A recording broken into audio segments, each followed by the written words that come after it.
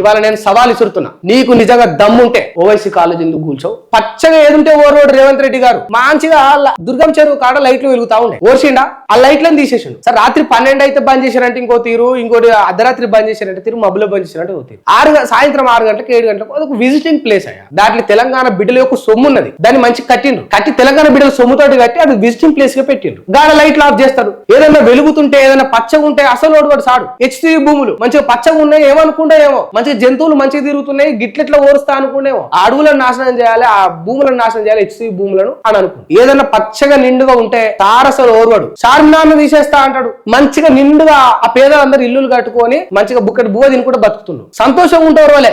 ఇవాళ నేను సవాల్ ఇసురుతున్నా. నీకు నిజంగా దమ్ముంటే ఓవైసీ కాలేజ్ ఎందుకు కూల్చావు? ఒక్కటే మాట సాకులు చెప్తున్నారు. డిప్యూటీ సీఎం రంగనాథ్ గారు, ముఖ్యమంత్రి గారు, కాంగ్రెస్ నాయకులు, ఎమ్మెల్యేలు, ఎంపీలు చెత్త పనికి మాలిన సాకులు. పిల్లల సిలబస్ ఆట చదువు ఆట. 2 ఏళ్ల నుంచి సిలబస్ కంప్లీట్ అవదా? ఓ 6 నెలలు ఏడాది గడువు పడుతుందా? హాస్పిటల్ కూడా కూల్చిరు కదా, మరి గృహ ప్రవేశం చేయని ఇళ్లను కూల్చిరా వీళ్ళు దుర్మార్గులు.